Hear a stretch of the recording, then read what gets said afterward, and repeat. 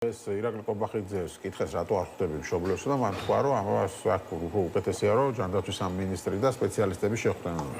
ამაზე ისე თქვა შეგიძლიათ. დიახ, მოგახსენებთ ბატონო მერაბ, სანამ ამ კითხვაზე გავცემ, თქვენს კითხვაზე გავცემ პასუხს, საოცრად უნდა გითხრათ, ფასთან დაკავშირებით იკითხეთ თქვენ.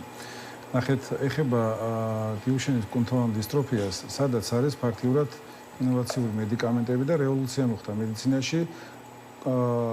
გენური, კარნახი, რომელიც დარღვეულია, ცილადისტროფინის გამოყოფის პროცესში ეს აღდგა ამ მედიკამენტით. ელევიდისი და ჩვენ გვყავს. ეს არის ყველაზე ძვირი რომელიც. რა თქმა უნდა, ნახეთ, ჩვენ გვყავს ამერიკაში საქართველოს ეროვნებით ქართველი და თანაბარი ასაკის ბავშვები რო შევადარეთ, ქართველი ბავშვი ვერადის კიბეებზე, ხოლო ამერიკაში მცხოვრები, რომელმაც მიიღო ეს მედიკამენტი, თავისუფლად არბის და ჩამრბის კიბეებზე გადაადგილდება. მაგრამ ჩვენ შეგვიძლია შევატრიალოთ და თქვათ ისე ბოდიშ გიხდით, მოდი მაშინ დავიწყოთ $6,000 ვამოროლონით. რატომ ვიწყებთ მილიონიანი მედიკამენტით? რომელიც შეიძლება ვეთანხმება, ბატონ ბადას ხვალზე გახდეს იაფი და დრო, ამიტომ არის მნიშვნელოვანი დროში გადანაწილება. თუ მოხდება რომ თუ ის ეთლს მიეჯაჭვება, ან ეთლში ყოფს გავურთულება, ჯანმრთელობის მდგომარეობა ჩვენ ვეღარ შევწვით ამ მდგომარეობას. ამიტომ არის მნიშვნელოვანი და რატომ არ ვსაუბრობთ $6,000-10,000 ვამოროლონით, რომელიც ევროპაში დამტკიცებულია. ჯიბინოსტატი რატომ არ ვსაუბრობთ, რომელიც $40,000 ღირს. რატომ არ ვსაუბრობთ ეგზონ სკიპინგით, რომელიც დარეგისტრებულია და განვადებითაც გვთავაზობს კომპანია.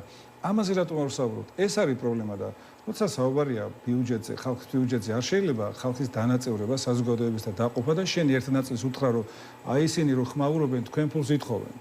ეს ბიუჯეტი, რა თქმა უნდა, ხელისუფლება მე არ მგონია ხა მოსახლეობა უწინააღმდეგე იყოს რომ ბავშვებისთვის უამრავი კომენტარი ვნახეთ, მათ შორის არც ხარ მინდა მომხრეებით ესე მიმჯელო, მაგრამ ბუნებრივია, ვინც ლოგიკურად აზროვნებს და თანაგზომის უნარი გააჩნია, ყველა მხარს გვიჭერს და მათ შორის ბატონი პრემიერის ამ გამოსვლაზე და სტატუსზე უამრავი კომენტარი იყო, თითქმის უმეტესობა რომ ყველა თანახმაა ამ თანხის გამოყოფაზე.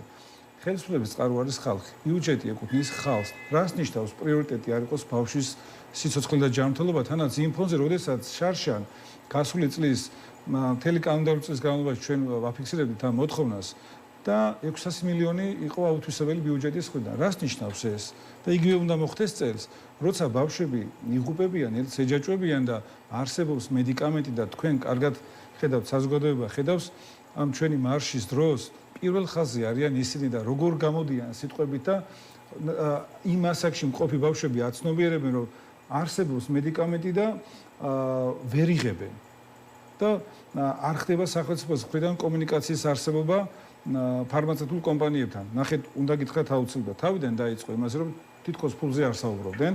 დაიწყო მედიკამენტების გაშაება, რომ თითქოს ის არ არის ეფექტური და უსაფრთხო და მხოლობითში საუბრობენ მხოლოდ ერთი მედიკამენტზე, ყველაზე ძვირიანზე თან, რომელიც თან 10 ბავშვს ემიდეს და მეწე არა, 85 ბავშვიდან.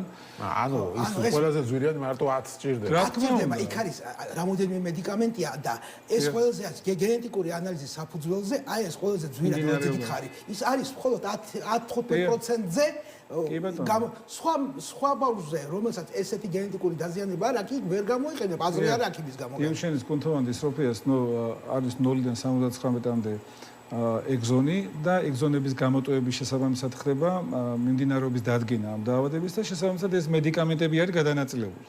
და 10 ბავშვს ემიდის მხოლოდ ეს მედიკამენტი. ერთხელ უნდა გაუკეთოს. შესაძლოა კომპანიამ ეს დროში გადანაწილებით და მინიმალურ ფასად მოგვაწოდოს 10 ბავშვი ეს ასაკიც გასათვალისწინებელია, ეგზონების გამოტოვება და ასე შემდეგ. შემდეგ გავაგრძელებთ, ნახეთ, შემდეგ იყო რომ თითქოს ჩვენ მართული ვართ ფარმაცევტული კომპანიების მხრიდან სამ მედიკამენტზე საერთოდ არ გვაქვს კომუნიკაცია. ფარმაცევტული კომპანიების გაშავების ცდელობა ამ ლოგიკით დავხუროთ ყველა აფთიაქი რაც ჩვენს ქვეყანაშია და საერთოდ მარკეტინგული ინტერესი ვისაც აქვს მოგებას ვერ ნახავს. შემდეგ იყო რომ თითქოს პოლიტიკურად მართულები ვართ, ექიმები არის გაჩუმებული დღეს და საუბრობს პოლიტიკოსები, ვისი მხრიდან არის პოლიტიზირებული, ჩვენი თუ მათი მხრიდან. ეხლა უკვე დაუბრუნდნენ პირველდელ საწყის რომ ძვირია და უკვე საბოლოო ჯამში, არეული სიტუაცია პოზიციებში რა თქმა უნდა და არ არის ერთი მკაფიო message box-ი რა არის მიზეზი ამ მედიკამენტის არ შემოტანის და რას თქვა დღეს ირაკლი ყობახიძემ ეს არის მიზეზი, მაგრამ ისინი ფიქრობენ მარტივად რო ახსნათ, რას ფიქრობენ რომ ამდენი 50-60 მილიონი წელიწადში, ახლა როგორ დაიანგარიშეს ეს არ ვიცი, უნდა ვიხადოთ იმაში რომ საბოლოო ჯამში ეს ბავშვები კი არ მორჩებიან, არამედ 2-3 წელი რამდენი წლით გაუხანძულა სიცოცხლე და თან ახსეთი ძვირი და ეს არის ვიღაცებს ყურად ფული უნდა მივახარჯოთ, პლუს დაამატა რომ აი მაგალითად წინა ჯერზე რო იყო არ დაასახელა, მაგრამ ალბათ აქ უნდა აკონდროპლაზიას გულისხმობს, რომ გადავიხადეთ ესე ზეწოლითო, შედეგიო არ დადგა. ამიტომ მშობლები ამბობენ, რომ გვაქვს შედეგიო. სამი მედიკამენტი არ ქონდა ბატონო მერაბ საერთოდ. 3 წლის მედიკამენტი 3 წლის შემდეგ რა იქნება, ხო არ ვიცით ჩვენ. ხო. სრულად დამაწყებაზე მიდის საუბარი. ძალიან კარგი შედეგია და ზოგიერთს თუ არა აქვს შედეგი იმის მშობელი და თვითონ ფიქრობს რომ მე ხო ყველაფერი გავაკეთე. ხო გესმით რამ ხელა მომენტია რომ ის კი არა რომ ამ ქონდა. ყველა შეიძლება არ აქვს შედეგი, მაგრამ ბევრს აქვს შედეგი. ხო ამაზე ვაპარაკობ. ის აკონდროპლაზიის აკონდროპლაზიას ვსაუბრობ. დიახ, ძალიან კარგი შედეგები გვაქვს და როგორ შეიძლება აი მე არ ვიცი, მე ვერ ხსნი ამას. აი ესეთი დამოკიდებულება.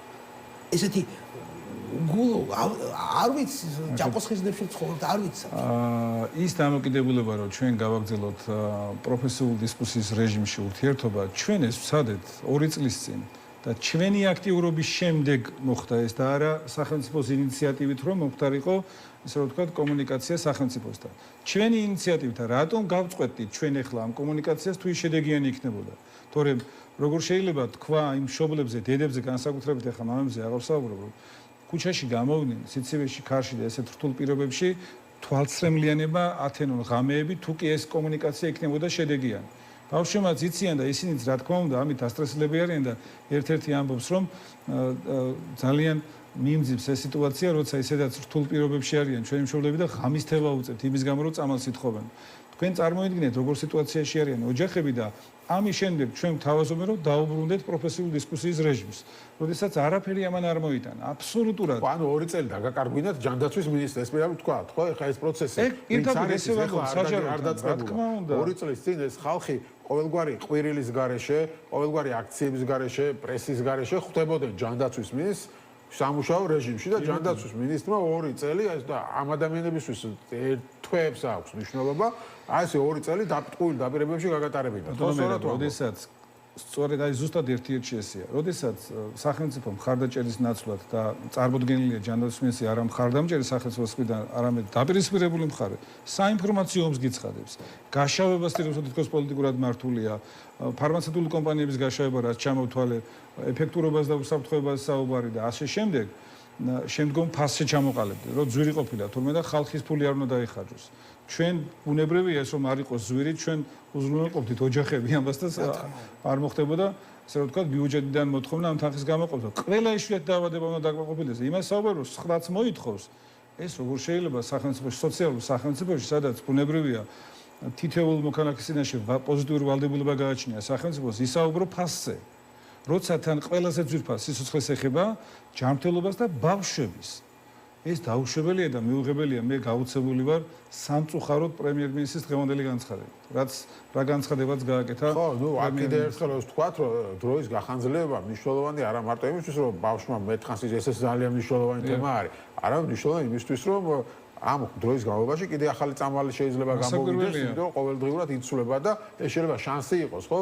4 წლის თუ 5 წლის გახანძლება, მაგრამ თქვენ მეუბნებოდით გადაცემის დაწყებამდე, რომ გერმანიაში და სხვაგან ისე მკურნალობენ ამ წამლებით ამ დაავადებას, რომ რაღაცა ორმაგდება სიცოცხლის ხანგრძლივობა, ხო? ეს რომ ვთქვათ, რომ იმიტომ ასამბლე რომ ევროპაში არ არის აღიარებული და ასე შემდეგ და რა ხდება სხვა? აუცილებლად ნახეთ სათქმელია და რატომ? ერთადერთი მედიკამენტი, რაც არის ბატონი პატა და მეთანხმება არის დეფლასაკორდი, ეს არა ქვია, პრედნიზოლონი, რომელსაც აქვს უამრავი კუჩვენება. რაზეც შეიძლება ჩვენ ვილაპარაკოთ, ესენია სწორედ ჰორმონალური მკურნალობა, დეფლასაკორდი და პრედნიზოლონი, რომელიც ასიებს, ზრდაში შეფერხებას იწვევს, ხედულობის შეფერხებას, სმენის, გულის პათოლოგიები და ასე შემდეგ. ეს არის, ესე რომ ვთქვათ, სტეროიდული დიაბეტი და ბევრმა მშობელმა უარი თქვა. აი თუ ვისაუბრებთ კუჩვენებებზე, შეგვიძლია ვილაპარაკოთ პრედნიზოლონზე და რომელსაც ეხლა იყენ. რომელსაც 21 ლარიანი, ესე რომ ვთქვათ, ეს მედიკამენტი. და ამას ვთავაზობენ 21 ლარიანს. წარმოიდგინეთ, ამაშია საქმე, რომ ნახეთ ევროპაში ის ვამოროლონი, რომელსაც ეხლა მე რაც ჩამოვთვალე, ამ თვისებების გარეშე რბილი სტეროიდია ვამოროლონი, ეს მედიკამენტი $10,000. თვიური დოზა 6-დან $10,000-მდე, რომელსაც გერმანიაში იღებს ჩვენი მოქალაქეებიც, რომლებიც ოღონდ წლებია წასულის არ არის, რომ ჩავიდეს აქაური მოქალაქე და ეგრევე მიაწოდონ. წლები უნდა გაიაროს და ეგრეთ წოდებული მკურნალობის საბუთი უნდა მიიღოს და გართულებული ამ ბოლო პერიოდში. იმასაც კი არასდროს ჩვენ ჯანდაცვის სამინისტროს ცნობას, რომ აქ არ მკურნალობენ. ამ დაავადებას. რო იქ წავიდნენ. რა თქმა უნდა, ესაც პრობლემა გვირეკავენ იქიდან და მე როგორ უნდა გავცე ცნობები ორგანიზაციის თავმჯდომარე, მე ხო არა ვარ ამ დარგის სპეციალისტი და სახელმწიფოს წარმომადგენელი და ჩვენ ვთხოვენ ამას და რაღაც ესე რომ ვთქვა ახსნა განმარტების სახით ვაგზავნოთ, თუ ჩვენ ორგანიზაციის წევრები ვართ და ჩვენ შულებს ესე რომ ვთქვა ვერ ვკურნალობთ და ვერ ვიღეთ მედიკამენტს. ჯივინოსტატი, რომელიც არასტეროიდული მკურნალობის მედიკამენტია, საერთოდ უკვე ჩვენება არ გააჩნია და ყველა ბავშვი შეიძლება იყოს მიწოდებული. ეგ რა ღირს?